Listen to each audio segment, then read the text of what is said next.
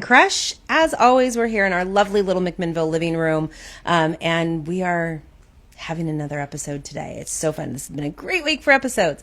We have a great show for you today. We're going to start off with Alexis with Vita Springs and Amica Luna Wines. Damn it, Amica Luna. I had it, That's all right. and then I blanked. No, that's okay. Yes. It's all Latin, and it's all probably mispronounced. It is mispronounced Latin, and that's kind of the point. You know, Vita Springs is a historic vineyard, and it's been around since the late 70s, and it's always been pronounced Vita Springs, even before the vineyard was there. And so I think the proper Latin would be Vitae Springs, but you know, we've been calling it Vita Springs for almost 50 years. Who am I to say differently? Why fix something that's not broke? Exactly. At this point? Yeah, exactly. Yes, exactly. yes.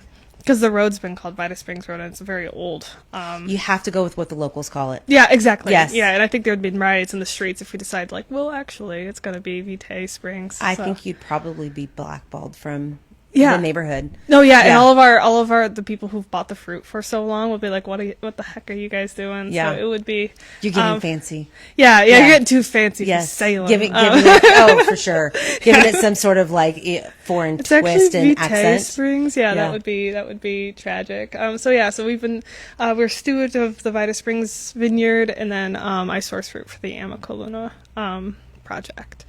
Well, let's go back further before we really get into the heart of your wine, because I got the full-blown schmear of an experience when I came up to meet you for the first time, and it was kind of an accident. But it was a perfect accident, because accident. who wouldn't want to taste through? How many wines did we taste through that day? Oh, 8? so we have 14 SKUs, and I think you tasted through almost all of them. So it would have probably been, because we opened even the sparkling wines too, and those are just tasting room exclusives. And I think your husband brought something out of the cellar. The cellar. Oh, it might have been one of our first vintages or something. I thought it was maybe like a barrel tasting, maybe of some sort. Oh no, actually, he brought a tank sample of his new project called Cynic Wines, and it's like a 00 sans sulf, nothing added natural wine project. And he brought out for you his 2 new wines that he's bottling probably at the end of this week, his Skin Contact Viognier and his regular white Viognier. He's doing them as a side-by-side. It's a really fun project, but so does that mean there were 16 then?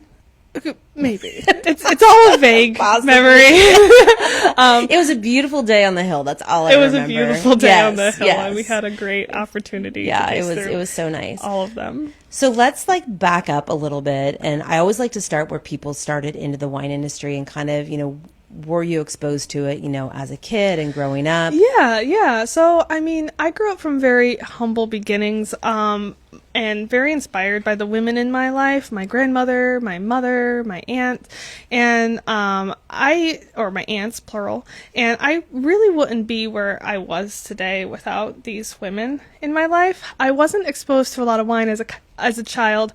I grew up in the Midwest in the Rust Belt, and by far and large, my mother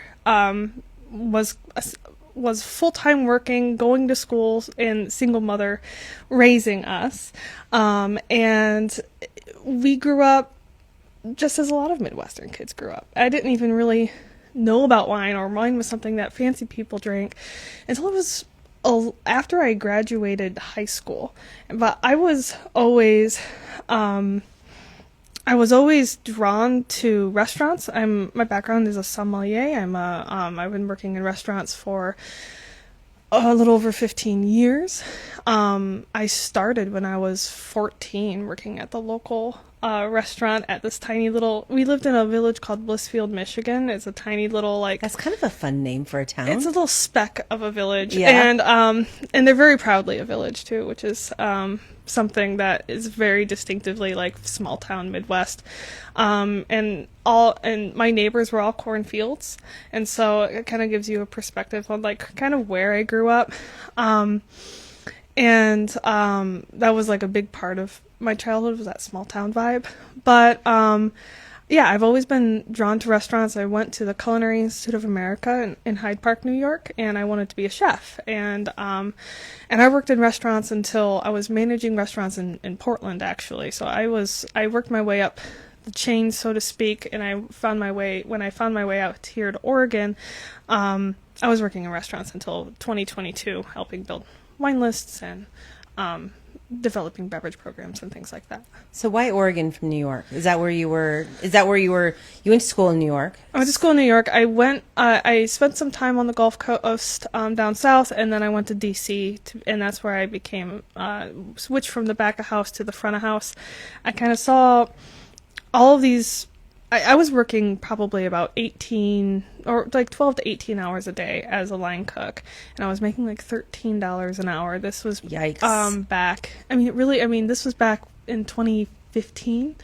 So And it's really not that far ago. no. Yeah. I think I was making $13.25 an hour, and I was paying for like a studio apartment in the district, and I just wasn't making ends meet. And I saw these servers would come in and leave with like 3 times the amount of money that I was married. They look they look showered, which was nice, and and I was like very envious of that, and having just like the time to be able to take care of yourself and overworked. I'm like, that's what I want to do, and I can do it way better than these schmucks.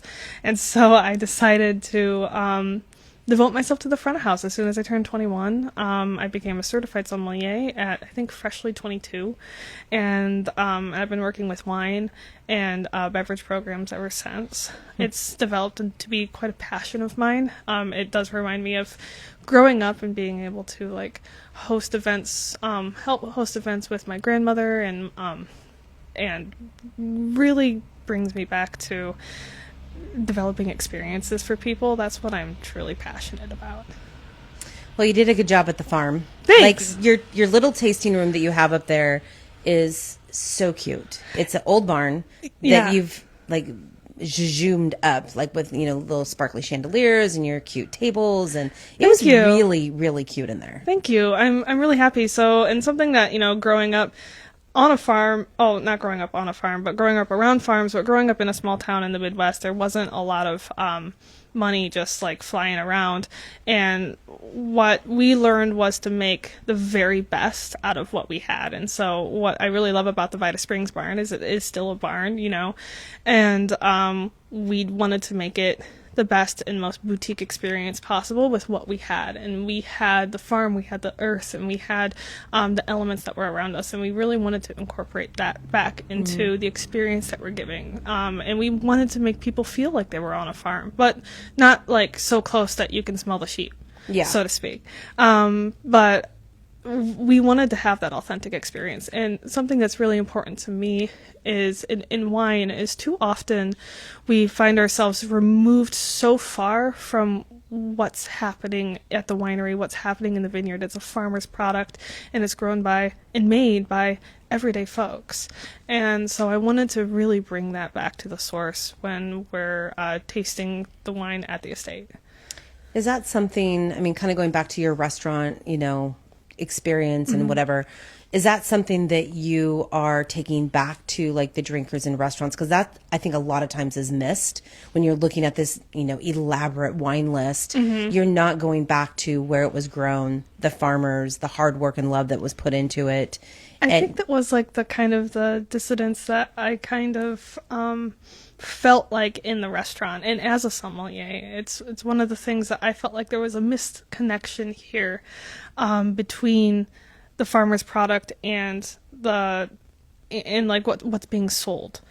And for me, that's a big reason why I decided to kind of switch my shift and focus from being a restaurant somm. I don't have that kind of catalog brain. I have a really hard time like just memorizing like facts and figures and like producers. And for me, it's more about like what they're doing to the land. That's more impactful to me. The story, that's more impactful. And small producers and small families and small farms. And that's something that I've been very passionate about since I was in high school, not in high school, but like in college. I was a senior, so to speak, in college when I decided I didn't want to work in restaurants. I wanted to be doing something more impactful with the land, working with, at the time I was thinking about going to DC, so I was like, maybe I could work with lobbyists to support sustainable agricultural practices. What can I do with my degree that pulls me out of restaurants but still keeps me linked to the farmer? And something that was really important to me, what I realized was the best way that I can support farmers was still in restaurants, and just really curating my experience to showcase the authenticity of ingredients and sourcing. And that happens in both beverage and food, but it's how we experience art and experience life and how we grow, and connecting that back to the land is something that's really, really important to me, and I can best express that at Vita Springs, and that's something we're really excited about. So how did this project come about? Because I know I met your husband inadvertently, like several years ago when he was working up at Brooks as a like an intern, I think. He was an intern. So in 2018, I got a scholarship, so to speak, to work at Brooks. I applied online and I got the Harvest internship, and it was my first one. And I was so excited because I felt like at the time, I was working as a somm in Toledo, Ohio. I went back home to kind of keep eyes on my grandma, be closer to family. Also, I was just priced out of DC. And I thought that the next step logically in my career was to get a better understanding of wine was to work at Harvest. And so it was my first time out here, and I remember like flying over Mount Hood, and as soon as like the plane landed, I knew I was home. I knew I was going to make a future here. It was like a very profound impact with me. I remember we were doing a vineyard tour of Highland Vineyard right before Harvest. Claire from Brooks took us, the whole Harvest crew, out, and I remember the full moon was kind of setting over the hill, and I was like, or rising over the hill, and I remember like, this is the moment. This is when I knew. And Randy was there. Randy was working at Brooks for a year, and then before Harvest, and then we did Harvest together, and that's where we kind of fell in love, and where I fell in love with Oregon and winemaking as well. At the time, beautiful place to fall in love at. Oh my gosh, yeah. Brooks is a gorgeous setting for sure. They've done a very good job there. But yeah, it was kind of like meant to be for me to be here in Oregon, and the community that I found here in the Willamette Valley, and how very much the Willamette Valley is still a community of farmers and small producers, is what makes it so great, and that's what really drew me here. It's really a special thing. I mean, we talk to, a lot of small producers that, in fact, I just talked to one today. He's like, I'm tiny. I'm making 1 barrel. I'll probably never make more than 1 barrel. And I'm like, but that's really okay. Like, yeah, it's okay here. And there's room for everybody here. And for the most part, I'd say Oregon is predominantly small producers. There's only a very small handful of what you can consider bigger producers, and they're still small in the grand scheme of things. Yeah. And so like, we're a small winery for Oregon. We're sitting right below 2,000 cases, and we're looking to grow. But as far as like globally, that's a micro-sized winery. For sure. It's a little itty bitty, but it's enough for 2 people to handle, in addition to the farm that we manage and the tasting room that we manage. We're really only like 2 to 4 people max during the year. And that's all we got. And then we'll have interns. We run an international exchange program. It's like a cultural exchange program, and we usually we'll host interns throughout the year. That's always a nice way to get like extra flair from around the world, and also different like personalities, different like it's the best. Visions and views of wine, and it's the world being as small as it is. And it's awesome too, because Randy and I, we really love travel, and we used to travel a lot, and we actually used this program to travel internationally in the past, but since we became business owners and we're really trying to get the 2 wineries up and off the ground, this is the way we've been able to travel vicariously through our interns, and it's been the most rewarding program to meet people from all over the world. I think it's a great idea. I think it's fun. Why not? So how long ago did the Vita Springs, and Amica Luna is new? Yeah, it's new. That is new. So how did we transfer from falling in love at Brooks to now you have this property and you have this vineyard? Okay. Yeah. So yeah, that's a great story. So Amica Luna, actually no, we'll start with Vita Springs. Vita Springs, right around the time Randy and I had been dating for about a month or two, his parents decided that they were wanting to look for property out here to retire. They wanted their little slice of the Pacific Northwest. And where were they coming from?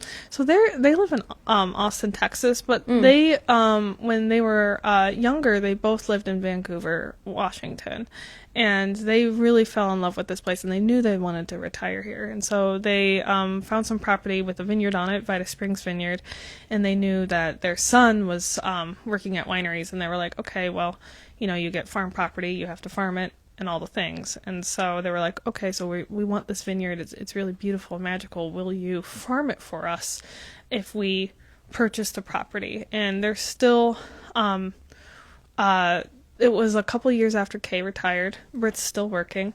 And they purchased the property, and we took it. It was an incredible blessing to have this opportunity to work Vita Springs. It was conventionally farmed for years and years, and because it's a historic, self-rooted, and very special vineyard, we're doing everything we can to fill in the gaps of that care, and very intensively, it's both very intensive and also low intervention, so to speak, because you have to do more sprays when you're organic. We're also regenerative, and so we're running animals through the vineyard, and it requires a lot more labor to be less impactful, and that's really important. You got to work harder to do less. Yeah, you got to work harder to do less. Yeah. Yes. And if you're using more gentle, applications, and if you're using more gentle applications, you have to usually apply them more often. And so, but we're getting things figured out as, and we're getting to know this vineyard.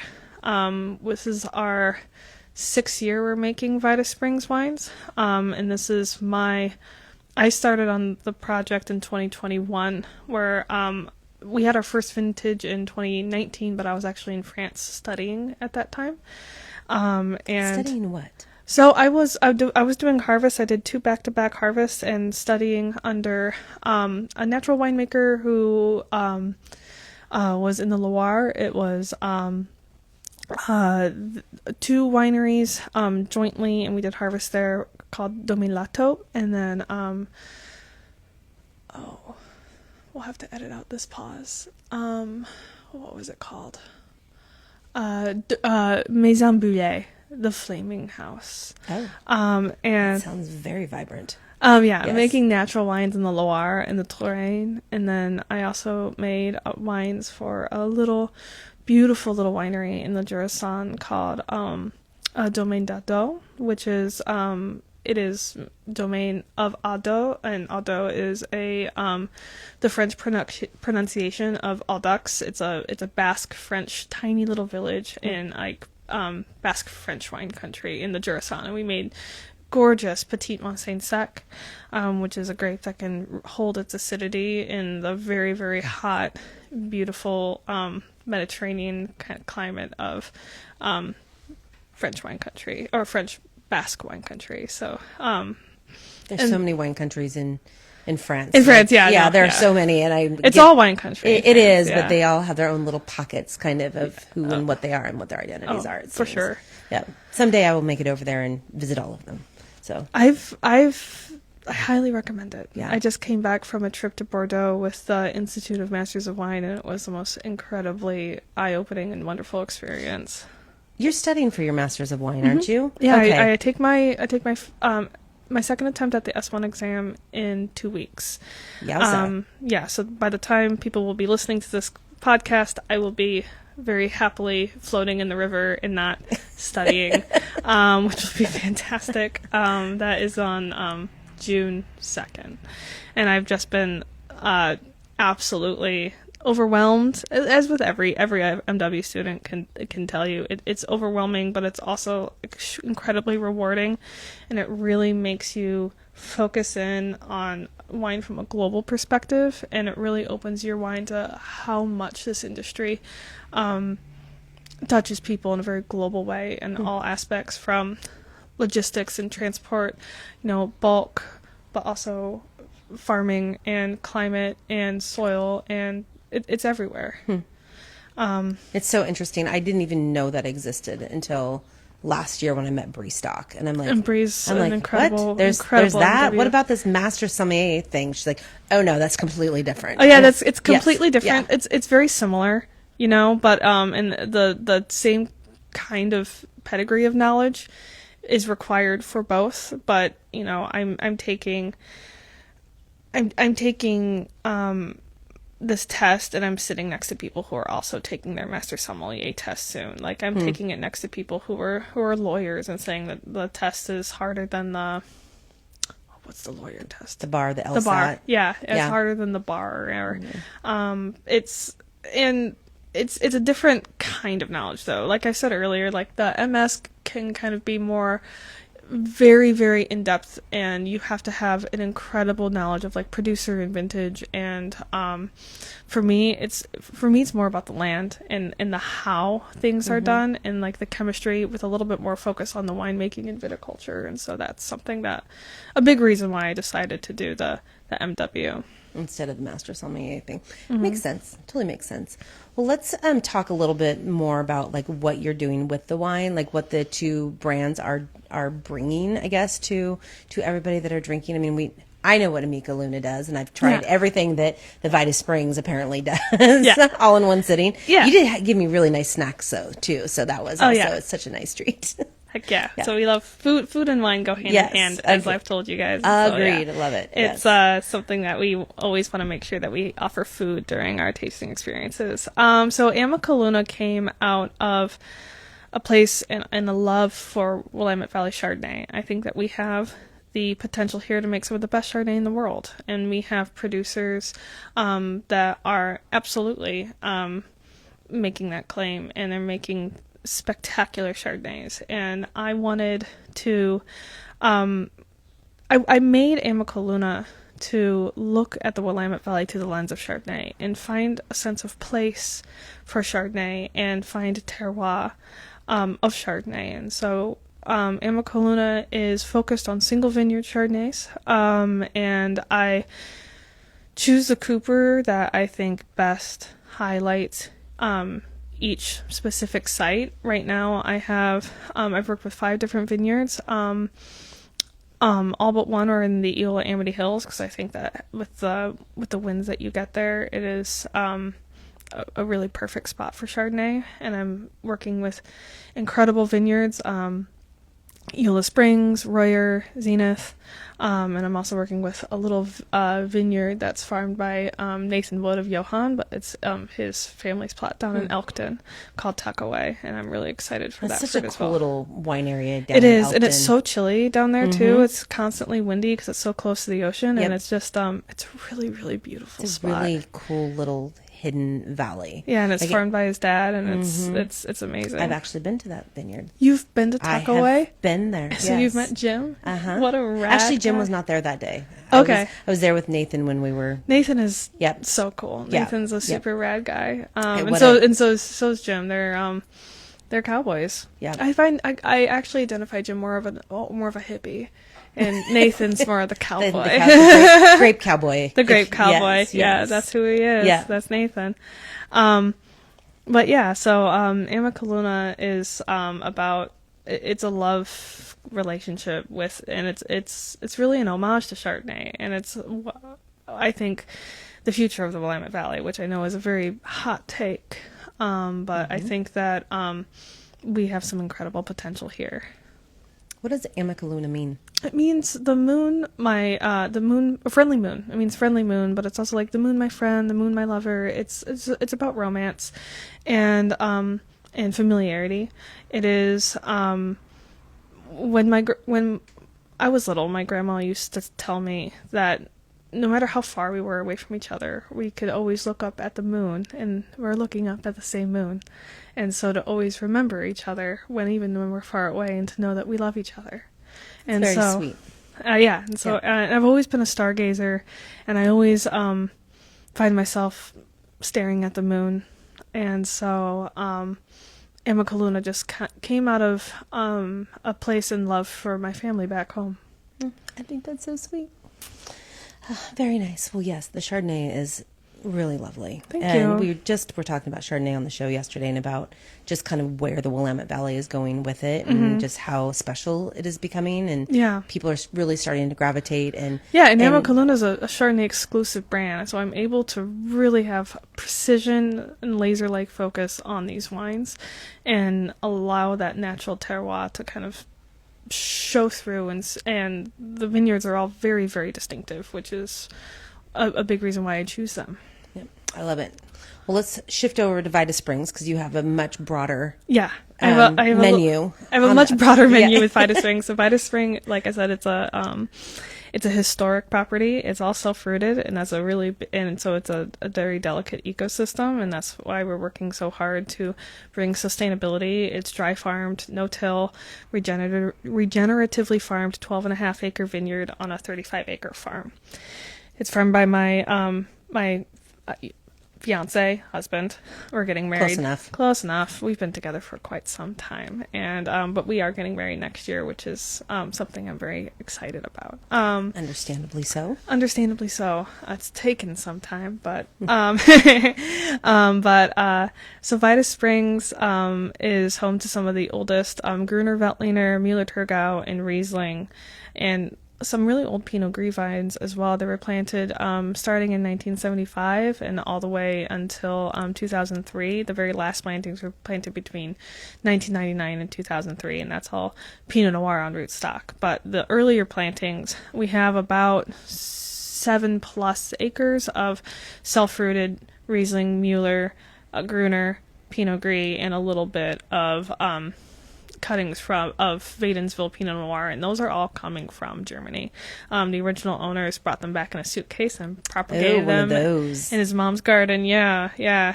And so we're really fortunate to have this beautiful vineyard, and we've been and it's been producing really high quality fruit for a time. We have Vita Springs has historically sold to fantastic and historic wineries like Brooks, but also St. Innocent, Bethel Heights, not Groschau. Don't say that I said that. I got that mixed up. But those wineries, and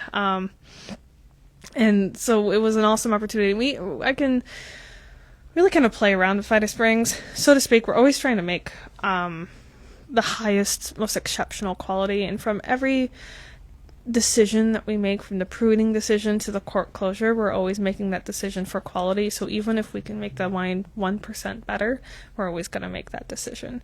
And so we're very fortunate to, as of 23, everything is made on the estate by us, so a lot of the wine, by the time, it never leaves the property until it's in your hands, until you're drinking it, either on the property or you take it home from the tasting room. And so that's it's kind of that's exciting to be able to say that and see the start to finish. It's been a fantastic transition. Well, I think we should probably tell people how to find you. Yes. And that way they can start coming and enjoying themselves in the cute little barn. And so we're in South Salem. We are within the Salem city limits. We are just south of the Eola Amity Hills, for the locals that are listening. We're just on the other side of the river, on the other side of Independence. And so we weren't included in the Eola Amity Hill AVA, but we are the same geological formation. We're just in Marion County instead of Interesting. I would have not County. thought that.